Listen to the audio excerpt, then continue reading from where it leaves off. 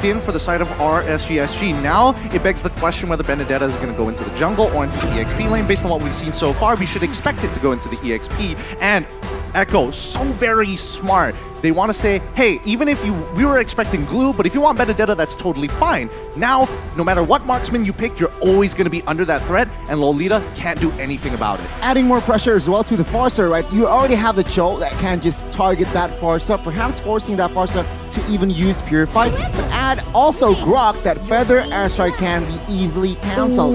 Fanny, though, comes in and picks up twice, still 0%, and they revive the win rate. Oh, that last big Fanny, though, in the hands of Carl TZ himself. This is looking awfully dangerous, honestly, because RSG, they weren't equipped for this. They weren't able to draft against this. They don't have the CC to quite pin him down.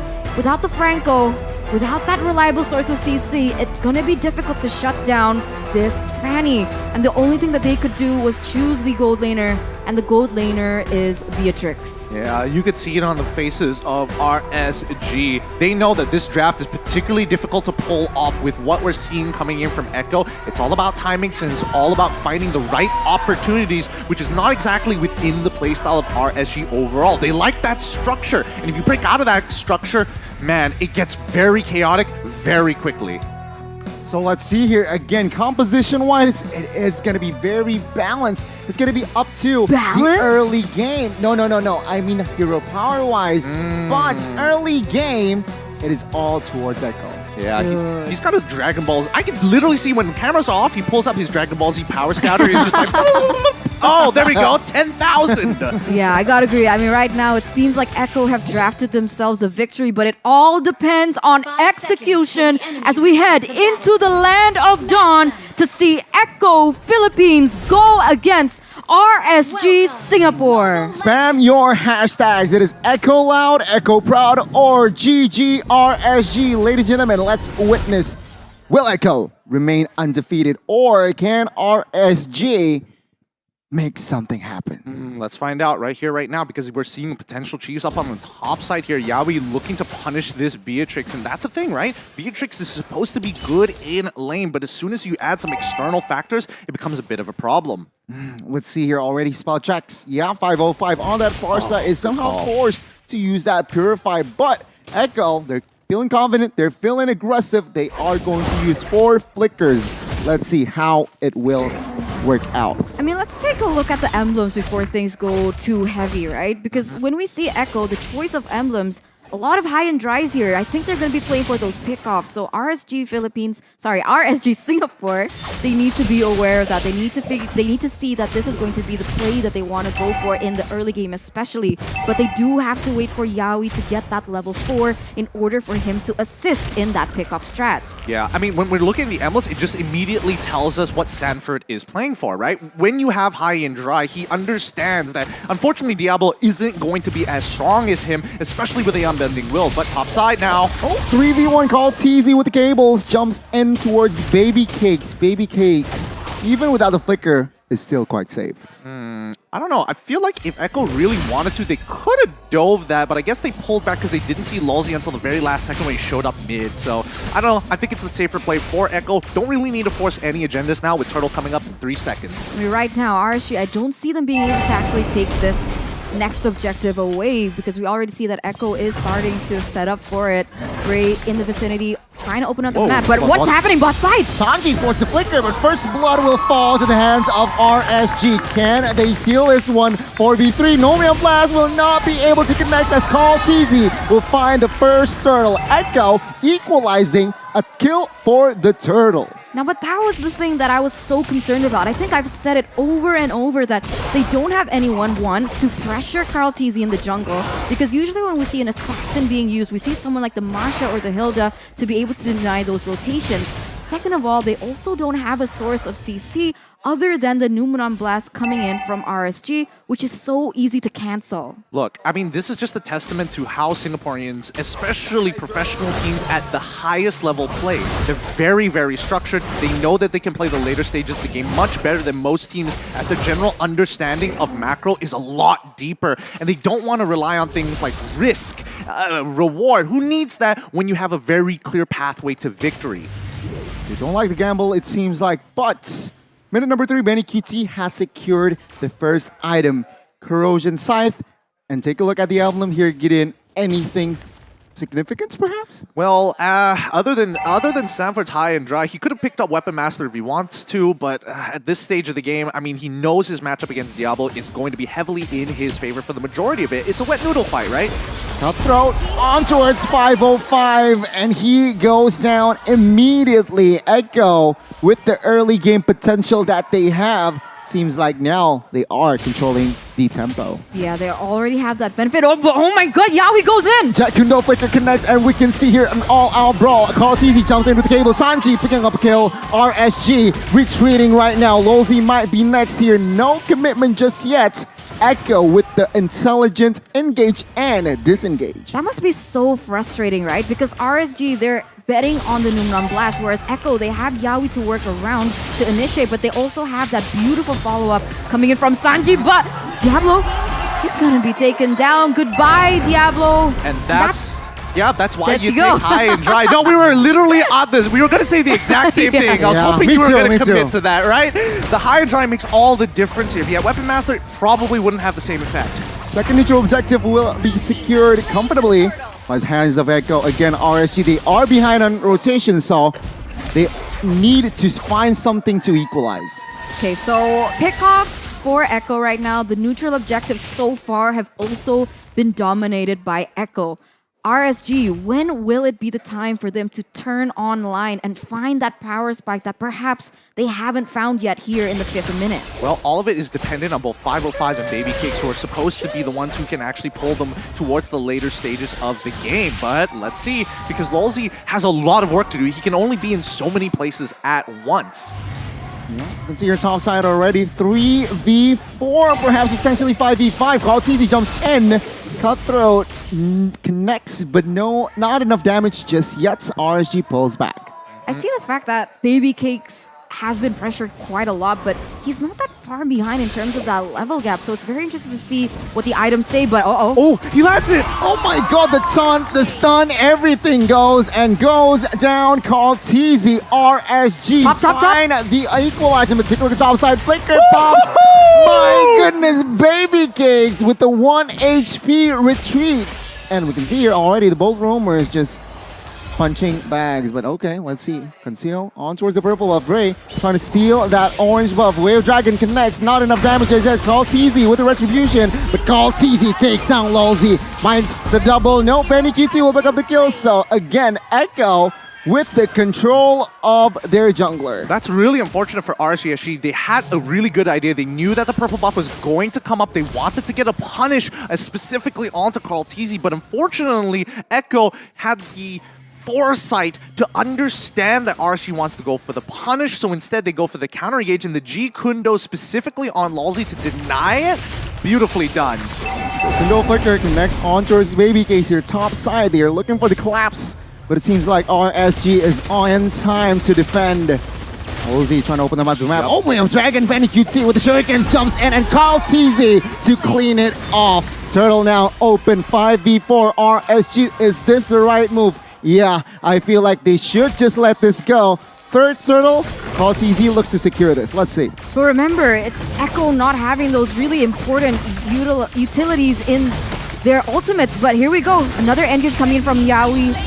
Well, what's Baby Cakes? Baby Cakes got the turtle. He stole it on the nose of Karl'Tzy. What is going on as RSG finds the equalization? And the turtle, Gideon. Yeah, that's just unfortunate. I was shocked for a second. I couldn't believe that Baby Cakes actually got that, but that's great for RSG. Just look at this lead that Echo has, right? They want to be at least 5K by this point. Way of Dragon, 3v1 Diablo caught off guard there. And it seems like Echo will find the first tier turret bot side. And now RSG, they are looking for an equalization, but what can they do? Well, you can expect that, Carl TZ is going to look to make the aggressive play, but overall, RSG, if they have to sacrifice objectives, so be it. They still need to scale. That is their objective, right? Because Farsa is going to make Benny QT's life so very difficult, and the second question is whether or not Lulzy can actually handle Sanford, and on paper, it should be a no as long as there's a wall. My goodness, just the kill pressure that Carl TZ brings to the table. Baby Cake still surviving that one. But take a look at the mid side. Ray, 505, looking for a setup. Wait, but River. no comment. Oh my god, River top side. Lulzy gets caught with the Way of Dragon, and 4-member is technically on him. There you go. Down goes Lulzy. I mean, you mentioned something about RSG and like the Singapore region in general of how that, oh my god, but wait a minute! Bye-bye, Carl TZ. Bye-bye, Baby Cakes. Now, Bray trying to look something, trying to go for the clear as Echo will not be able to seize that mid side as, Diablo finds compensation top side. Now, right now, we can see that RSG, they're starting to figure out Echo, right? Echo, they like to go in for those pickups, but with a lot of members, they're using a lot of manpower, and therefore Diablo has started to be able to use that to their advantage by starting that split push. And if this goes on over and over, it could be RSG still staying relevant in the game, Gideon. For sure. I mean, that's the idea. Both EXP laners are looking to gain pressure into the side lanes to kind of pull them apart for these neutral objectives. It's difficult, but now the kick comes through. Oh my god, Bray gets deleted. Whoa. Luminum Blast connects onto his one here. No follow-up damage just yet. Sanji trying to find something. Benny QT in the backside finds the Farsa. Benny QT will get the shutdown though. And now it is going to be a 3v3. Sanji Flicker as a defense. Baby Cakes in a tough situation. Oh, that Kundo is big. Baby Cakes though finds a double as Sanford will find a trade. At the end of the day, it's going to be 4v2. But my goodness, the Fanny out of nowhere finds the kill. Oh my god, a 4-for-2 trade, and let's make it more? Okay, he didn't want to commit onto that. He didn't want to make that mistake, but even then, Echo still with a huge trade on the board. It was so very close. Baby Cakes was trying to pull it by himself. He's like, all right, boys, get onto the backpack. We got to try and take out as many of these boys as possible. Yawi played it well. He was delaying his G Kundo on purpose, knowing that the tactical roll coming in from Beatrix was going to come off of cooldown really soon, just to ensure the kill was going to get through. Cartesi, however, have to keep in mind, he's very dependent on this purple buff. So if RSG finds the opening to deny it from him, these neutral objectives will become a lot easier to contest. And right now, they are going to start setting up for this next Lord. But look at this, RSG already on the way. Let's see who is going to be able to take it, as Echo seems to have the better setup for now. They're trying to bait out information with the whereabouts of RSG members. 5 members clumped up here. Rosie trying to face check. Way of Dragon. Benny QT. Take a look at the damage. And Sanford will confirm the kill. Sanford will retreat as they are confirmed 5v4. So they should take Lord quite comfortably. No issues whatsoever. I don't know. I think at this point, adjustments need to be made. Like RSG, yes, they were giving up the Lord, but they cannot let Lulzy just keep walking, and he clearly isn't tanky enough to face check these rushes. They need to check it with 505, who actually has the range to do so, or maybe in Diablo, who has Eye for an Eye available. But now we're going to take a look at the in-game items. What has been happening so far? Based on what I can see, it's 3. Wow, actually a lot of gold. And Baby Cakes is actually trying to keeping up with Benny QT, despite him having 3 full kills on his side, and also an outrageous laning phase. 505 is in trouble. Oh my god. Purify, nothing matters. Carl TZ will find the kill. Diablo finds a 3-man Petrify here in the backside. Sanji goes down. Diablo taking a lot of damage here. Can he survive? But Sanford in the backside deals a lot of damage as well. Unstoppable for Sanford with that barrier. What the heck, Echo? They are just running everything full throttle. They have so much kill pressure here. It's insane. Did you see how they did that team fight? They actually split it. You could see that Sanford was pressuring that backside. 505 went down. Baby Cakes was being pressured. And at the end, the damage dealers, the main carries from RSG, they didn't have an answer to that. They don't have it just yet, but it takes time to get their Echo. Now with a solid 5k lead, they're going to lose their inhibitor down on bot side. This is the position that Echo has been looking for a long time. The end is nigh. When we see that 95-second clock reach 0, this Lord is going to be so very important for Echo to try and close out this game. If not, RSG will delay it for another full 5 minutes. 5,000 gold lead here for Echo, and you can see the player's gold that you're right, Baby Cakes, he hasn't fallen too far, so they still do have potential coming in from him, but that depends on how RSG is going to be able to protect him, right? Because so far, Baby Cakes has been pressured so much, and you're right, Lolzy, he hasn't been able to protect too much because he isn't as tanky, he's not as sustainable as someone like, let's say, Sanford or even Yawi in this situation. I think what's the most, like, if you were in SG's position, right? It's not like you're making bad decisions, and especially in that last fight, I think that was the best example. You were making all the right calls, you were looking and targeting all the right people, but Echo, oh yes, Yawi, he was able to get the Shunpo to dodge the stun. Oh, and even Sanford dropping the wall at 1 HP, holding it off to wait for his opponent to turn the corner so he doesn't expect it. They're just getting outplayed. It's not like SG is making bad choices. I mean, we can see here Echo already somehow establishing a healthy amount of gold lead, but what I do really want to point out is their mechanics, their macro is also very on point. Sanford here being everywhere, disgusting. Take a look at this very delay. Wave manipulation, the beauty of Grok. Not a lot of heroes can do that. But so far, I think RSG now taking position up on towards the Lord side. See here already moving on towards the Valentina, but it seems like Sanji still is too slick. RSG has given up position though. Echo, can they capitalize on this? Yawi on the conceal will not find anything just yet. Oh, this is scary because Echo, they have Yawi, they have Sanford, and they have Sanji to work with. So when they group as 5v5, Echo will definitely have a better chance, but here we go. The fight for the Lord. Numinum Blast from Valentina finds Bray. No follow-up damage just yet, but Lolzy here will not find the right connection as well. RSG, they are resetting here, 13,000 HP. They need to make a choice right now. I mean, the minions are pushing it into their base. They're going to get backdoored by Kalatizi if they don't choose now. Oh my god, Kalatizi, will they read this? Junpo tries to delay, but no, my god, 505 trying to fly. Sanford, Yawi goes down, but Kalatizi in the backside. Daddy QT, the base Echo outplayed RSG. Echo remains undefeated. Upper bracket secured with a beautiful, beautiful split push by Betty QT as well as Carl TZ. Congratulations, the Philippines. Very unfortunate for RS.